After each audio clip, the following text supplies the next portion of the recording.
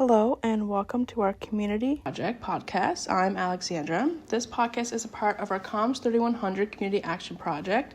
Through this series, our goal is to create a space for frontline workers, people who show up every day to support individuals facing addiction, trauma, housing instability, and other systematic challenges. These workers take on tremendous amount of emotional labor, often with limited resources or recognition. Please note that this episode will touch on themes of emotional stress, systematic gaps, and mental health. If at any point you find the content difficult, it's okay to take a break or reach out for support. Before we continue, I just want to ask that everything you share today is entirely voluntarily and anonymous. You're welcome to skip any questions or stop at any point. Are you comfortable continuing? Yes. Okay. Well, thanks again for being here today. To start off, could you introduce yourself a little? Yep, I am a teacher. I teach elementary grades in St. John, so I'm in a city school. I've been teaching now for about 10 years. Okay. How would you describe your job and what inspired you to pursue this line of work? I decided to be a teacher at a young age. I've always loved kids. I babysat from a young age. Okay. I've done camps. I've always wanted to be around kids. So I think that was one of the main reasons that I wanted to do it. And I also enjoyed school myself while I was in school, and just all the things that teachers done, I thought that I would enjoy. Yeah. Can you say the other part of the question? In your day-to-day... Oh, no. Oh, my God. How would you describe your job? Hectic, Yeah. chaotic, fun, stressful a lot of the times, Yeah. motivating. It's the type of work where you're never bored and there's always something to do, but yet there's not enough hours in the day to get everything done. Yeah. I understand that. What are some of the most rewarding aspects of your work? I think when kids succeed, it's very rewarding. A kid who struggles with whatever it is not always academic. There's kids who got a lot going on at home, and when they come to school and they're exciting, that's really rewarding, and it makes the job a lot easier to do when you know you're making a difference. Yeah. You start the year off and there are kids that it might take you 9 months to actually build a relationship with them. But then at month 10, when they're leaving, they're actually really upset and you're upset. So I think that's really rewarding. Yeah. And just even the academics too. I mean, watching a kid who struggles with reading or writing or math finally succeed or finally get a good mark on a test, that's really heartwarming, and it's important. And I don't think anyone does this job because it's easy, or everyone's like, oh yeah, you get summers off, but Yeah. No. we need those 2 months because the emotional stress, the day-to-day stuff that happens. I had a lot of kids in my class this year, and just trying to make sure that they're okay at the end of the day, it's a lot. And then you have to deal with their parents as well. Some are great, some are difficult. So there's a lot that goes on. It's not as simple as going in, standing up in front of a whiteboard or a smartboard and teaching a lesson. That's literally the bare minimum teaching in 2025. Yeah. I think most people can get up and, teach someone how to subtract or add, but it's everything else that goes with the job that makes it more difficult, but yet more rewarding at the same time. Yeah. And then to go along with that, it's like, what kind of challenges do you see most often with working with vulnerable populations, such as the children that you work with? I think kids are really busy in today's society, and we keep saying that kids are changing, but it's not kids that are changing. Kids are the same. Kids are always going to be kids, but I think society is changing a lot, and we're blaming it on kids. We'll sit there in a classroom and they're bored, and then we're blaming the kids, but it's not necessarily them. It's the fact that they're home on a screen, or they're in 20 activities and they're on the go all the time, and then we expect them to come to school and sit down and learn, and it's not sensible to think that that's going to happen. No. And then I'm really lucky where I work that I don't see a lot of, most kids are well-to-do where I work, but recently I worked at a school where we had a lot of newcomers from Ukraine. Mm-hmm. So they struggled with, language. They struggled with having clothes to wear, food to eat. Yeah. So trying to help them navigate that was difficult, and walking to school in all the weather. Mm-hmm. So trying to help their parents and trying to help them, do what they can. And then just a lot of kids who are in houses that aren't always loving and caring, that reflects in the classroom, and we can see it. I can pinpoint which kids go home and, they're sat around with their families doing stuff, and which kids go home and sit on a screen all day. It's so easy to tell because of the way they act in a classroom and the way they are all day. Yeah, exactly. How supported do you feel by your organization or employer, especially during times of high stress or emotional fatigue? Not supported at all. No? No, I mean, when you work with a good group of teachers, I find those teachers really support each other. But I find in a public school system, like your administration, they are also very busy, and they also have 100 things to do. Mm-hmm. So trying to get support from them is near impossible. And then when you're working for the public and the government, funding is not always there to give resources where they're needed. No. Teachers shouldn't have 28 kids in a classroom. It's not feasible to expect them to all succeed. Yeah. But yet they're doing it.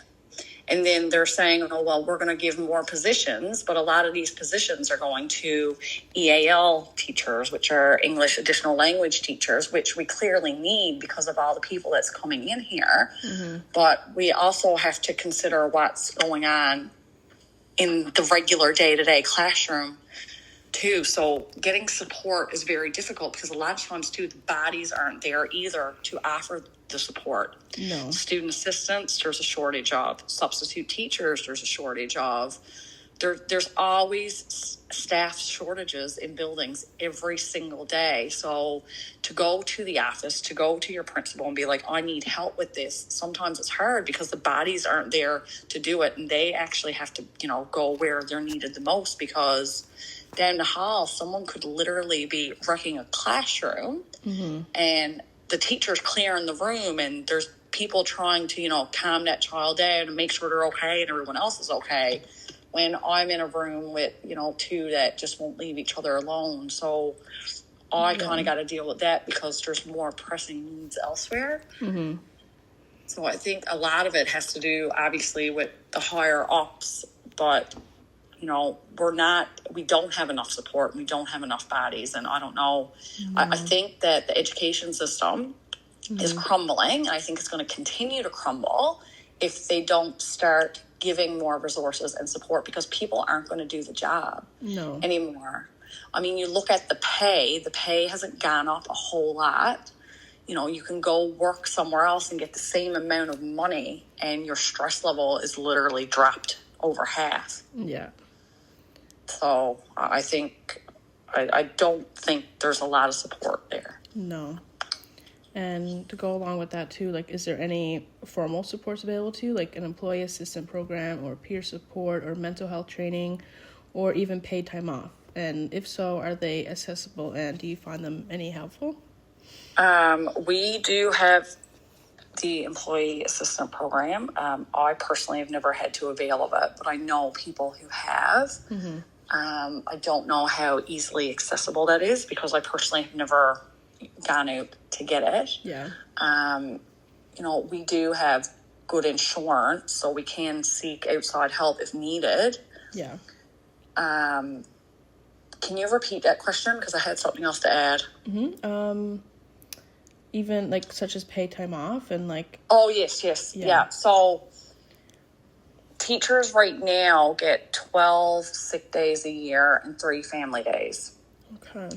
So that's 15 days off, which is not bad. Like, we're on par with most, like nurses, for example. I think nurses also get 12 sick days a year. Mm-hmm. But because nurses work all year round, they also get annual leave, which we don't get. No. So if there's any point in the year where you're sick or a family member is sick, you very quickly use up the days that you have, because 15 days in the grand scheme of things is not a lot of time. No. You know, you can't plan to be sick in the summer or over Christmas. It just doesn't work that way. So No.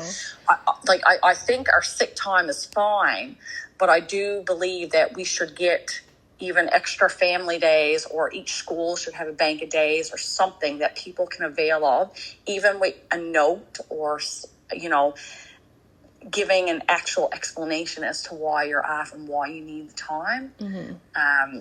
I know of a teacher whose kid was sick, and she ran through all of her days, and Oh, wow. even now she's like every year borrowing from the next year because there was no support there for her. So it was very unfortunate that happens Yeah. in this line of work, because Mm-hmm. we don't, like I said, have the annual leave to avail of. We just have our sick days and our family days, and that's it. Mm-hmm. Especially that comes in effect too. You said there's a shortage of like substitute teachers, like people to come in and help cover those days off too, right? Yes. So, and then that falls on the people in the building. Your guidance counselor might go into a classroom, or an IRT might go into a classroom, or you might have to combine with someone else's class. And that's not always as easy as it might seem. No.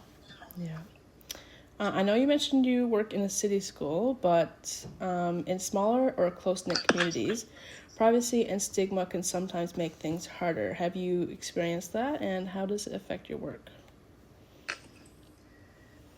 I think in smaller areas, privacy is a huge issue because everyone knows everyone's business. Yeah, exactly.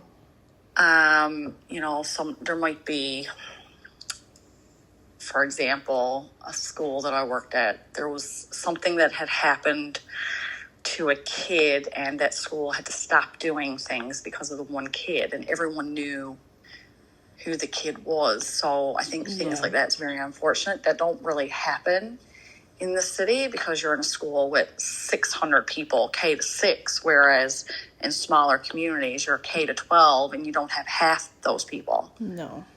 And same thing with teachers who've been somewhere for a long time. You know, sometimes people think they're excellent, and sometimes people, you know, don't always like them, but they're stuck there, and you just got to deal with them anyway. Yeah. And even the kids too, in the city, you know, if a child is having major issues with another child, we try our best to separate them so that they have easier years. But when you're in smaller communities, those kids are stuck together from kindergarten to grade 12. Yeah. So that can cause challenges too. Oh, 100%. Looking at your role more broadly, what kind of supports or resources you wish were available but currently aren't? I think just more support for students who need it, because sometimes you're in a classroom with, you know, 6 or 7 kids who are way below reading level or math, and you don't have the support to help them. So sometimes you're helping those kids, but then you got your kids who are, you know, your top tier, who are academically okay, who you wish you could spend more time with, and who you wish you could do, you know, more difficult stuff with to keep them interested. But you can't always do that because your priority is going to be the kid who's struggling. Yeah. So more support in helping those kids so that you can then spend time with the rest of your class who's, you know, they're okay and they're going to be okay. And whether or not you get to do those things with them, they're still going to be fine. Mm-hmm. But sometimes you see boredom come out, and then they, you know, they're just there. And really, in my opinion, it's a sin because they could be doing a whole lot more. Yeah. So I think just extra bodies in general to help. Yeah. And to go along with that too, like for more or less for you, like what is one change you recommend, like at a policy level, like in the workplace or even within the community, that would better support frontline workers like yourself? In my line of work, personally, I think dropping class sizes and putting just one hard cap on it. Class sizes now have a soft cap and a hard cap, so they tell you that, your max is 24, but then that's not always the case. You could have 28, and then if 2 more transfers in, you're stuck with them. And so I think having actual rules in place to stop those things from happening. If I know right now that, okay, I'm going to have 20 kids, and that should be my max, 20 kids. Same thing if a nurse, for example, if 10 patients is their max, then 10 patients should be their max. Yeah, shouldn't be able to be flexible. You should be able to go to work every day, do your job, and know how many bodies you're going to have to deal with, because that takes a lot of stress off you. Yeah. If you know exactly what you're going into every single day, and you know that it's not more than you can handle, you're way better equipped and able to do your job. Do you feel comfortable talking openly about mental health or work-related stress with your coworkers or even your supervisors? I do, yes, but I'm very close with my coworkers. We, working with them, we've become friends, and I don't mind openly speaking to them about things. My, admin, not as much. I mean, if I needed something or I needed time off or whatever, would I go to them? Yes, but I'm not going to openly speak about mental health to them like I would some of my coworkers who I see every day. You're in a hallway and you see the same 5 or 6 teachers every day for 6 hours a day, and you're doing things together with them because you're combining classes, and you're becoming actual friends with these people. So it's a lot easier, I find, to talk to them about stuff than it would be a superior, for sure. And I find then, like, your coworkers will understand you more rather than the higher-ups. Absolutely, because they're literally doing the exact same thing you're doing. And I find, too, a lot of times when teachers leave the classroom, so you might leave the classroom to become a reading assistant, or you might leave the classroom to become an IRT working with small groups, or you might become a principal. They quickly forget what it's actually like being in the classroom with 25, 26 kids all day. Yeah. What do you personally do to cope or care for your own mental health and well-being? Oh God, not a lot. I need to do more. I enjoy reading. Do I do it enough? No. I have kids, so a lot of my time is spent with them. Yeah. But if I had the time, I'd probably just, I don't know, spend even a day, a month with friends somewhere for a night, or I really like catching up on my TV shows. So if my kids cooperate, I do things like that. But personally, I don't do a whole lot. I know I should do more and I need to do more, but I don't. Yeah. What's something you wish the public better understood about the realities of being a frontline worker?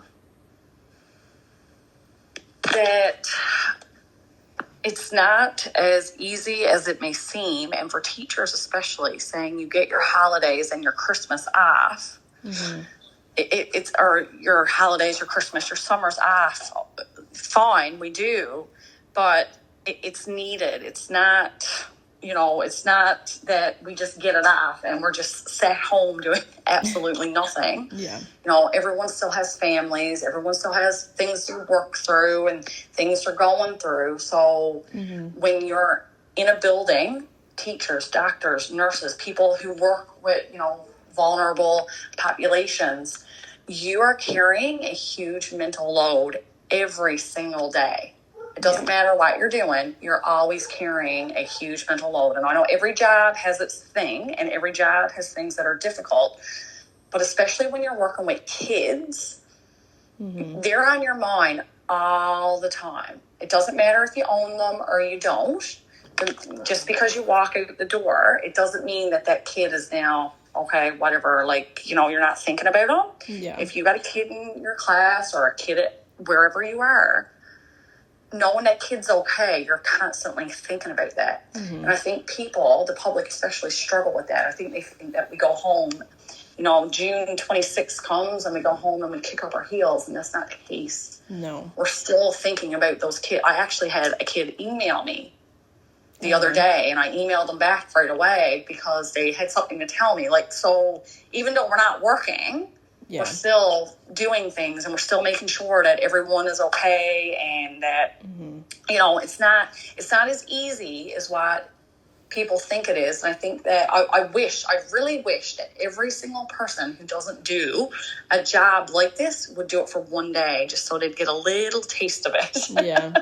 No, it's hard not to bring the job home with you, right? Very hard. Mm-hmm.